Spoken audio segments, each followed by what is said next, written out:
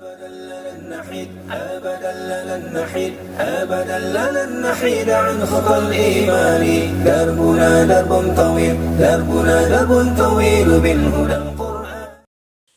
Assalamualaikum warahmatullahi wabarakatuh.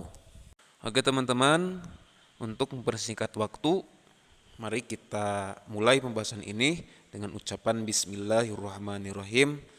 Kita lanjut pada pertanyaan. Oke, pertanyaannya yaitu dimulai dari Assalamualaikum warahmatullahi wabarakatuh. Katanya, hukum sholat tahajud tanpa tidur terdahulu boleh atau tidak? Ya, misal jam 00.30 atau sekitar setengah satuan ya. Waalaikumsalam warahmatullahi wabarakatuh. Oke, sebelum kita menjawab pertanyaan, kita harus mengetahui dulu apa itu tahajud ya. Tahajud itu artinya atau definisinya adalah bangun tidur di malam hari. Ya, bangun tidur di malam hari itu adalah disebut dengan tahajud. Makanya sholat setelah tidur itu di malam hari itu disebut dengan sholat tahajud. Dikarenakan tahajud itu artinya bangun tidur di malam hari. Sholat tahajud tidak harus secara khusus melakukan sholat sunnah tersendiri dengan niat sholat tahajud.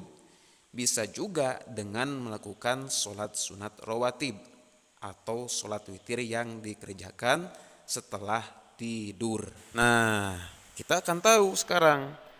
Dikarenakan sholat tahajud itu adalah artinya bangun tidur di malam hari. Ya, kalau belum tidur terdahulu maka tidak disebut dengan sholat tahajud. Lalu sholat apakah itu? Bila mana tidak tidur terdahulu ya, bila tidak tidur terdahulu maka disebutnya sholat qiyamul lail ya, disebutnya qiyamul lail, bukan sholat tahajud. Nah, apakah di sini ada referensi yang bisa kita jadikan acuan? Ya, tentu jelas ada ya. Jelas ada referensi-referensi dari kitab-kitab para ulama terdahulu.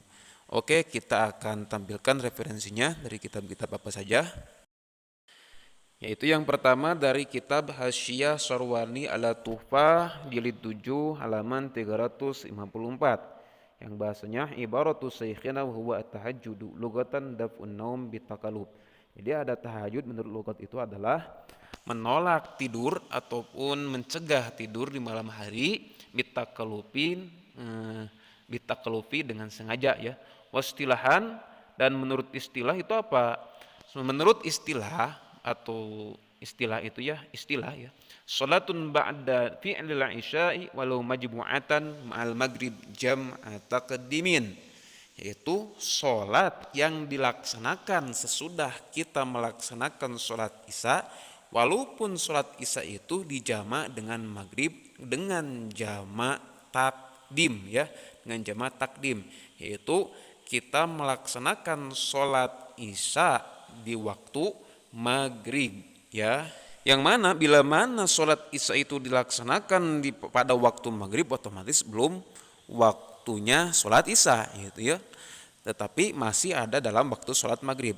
Asalkan salat isya tersebut sudah dilaksanakan ya. Itu syarat yang pertama. Nah, syarat yang kedua adalah yaitu wabad dan naumin walau kana an-naumu qabla waqtil isya'i sawa'un kanat tilka sholatu naflan ratiban aw ghairahu ala ma dzakarahu ghairuhu wa minhu sunnatul isya. Ya, jawabannya yang kedua itu salat tahajud itu harus dilaksanakan sesudah tidur ya, yang harus digarisbawahi sesudah tidur, walaupun tidurnya itu sebelum waktu isya ya. Untuk tidur itu walaupun tidurnya sebelum waktu isya. Sawaun kanat tilka sholatun naflan ratiban, walaupun sholat yang akan dilaksanakan dalam artian sholat tahajud tersebut yang mana yang dilaksanakan sesudah waktu isya, sesudah melaksanakan sholat isya dan sesudah tidur, walaupun tidurnya sebelum waktu isya ya. itu walaupun sholat yang akan dilaksanakan itu adalah sholat sunat rawatib, maka otomatis akan disebut sholat tahajud asalkan memenuhi syarat yang dua tadi. Aw ghairuhu ala madakar ghairuhu minhu sunatul isya, ataupun selain sholat sunat rawatib minhu sunatul isya. Nah, termasuk sholat rawatib itu yaitu yang disebut sholat rawatib yaitu sholat sunnah yang dilaksanakan setelah waktu isya, ya. Berarti sholat ba'diyah isya itu dinamakan sholat rawatib. Wa naflu al mutlaqu, yang disebut ghairuhu, ya, yang selain sholat rawatib itu adalah sholat sunat mutlak diantaranya. Wal fitru, juga sholat witir, au fardon qodoan, ataupun sholat fardu yang dilaksanakan qodo, au nadron, atau sholat yang dinadarkan. Nah, jadi intinya sholat sunat tahajud itu harus dilaksanakan sesudah melakukan sholat waktu isya, walaupun waktu isya itu dijama takdim dengan sholat maghrib. Dan syarat yang kedua yaitu sholat tahajud harus dilaksanakan sesudah tidur, walaupun tidurnya sebelum masuk waktu isya, maka otomatis disebut sholat sunat tahajud. Adapun sholat sunat yang dilaksanakan itu tidak tentu dengan niat sholat tahajud, walaupun sholat sunat yang dilaksanakan itu adalah sholat sunat rawatib, ataupun sholat sunnah witir, ataupun sholat sunat mutlak, ya, bisa dipahami.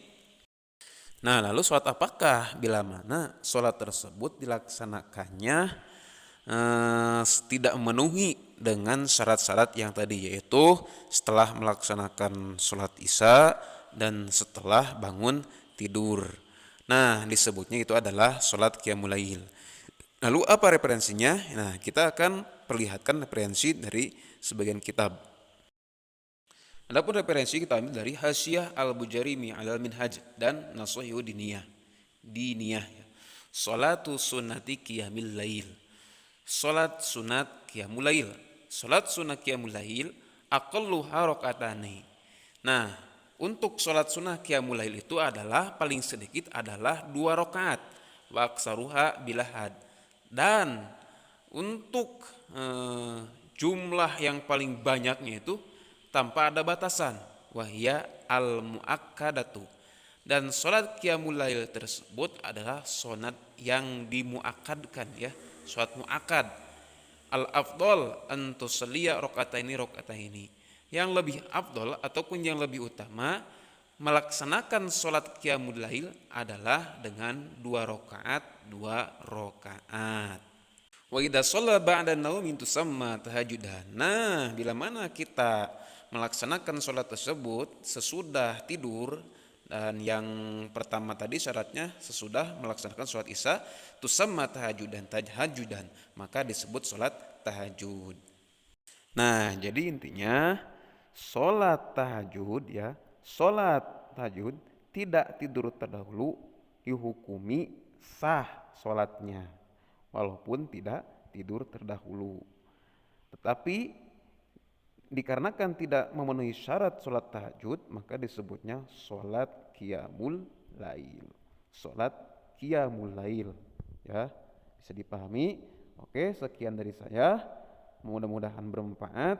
Mohon maaf bila ada kesalahan dalam kata dan bahasa, dikarenakan saya juga lagi belajar. Wabillahi taufiq wal hidayah. Wassalamualaikum warahmatullahi wabarakatuh.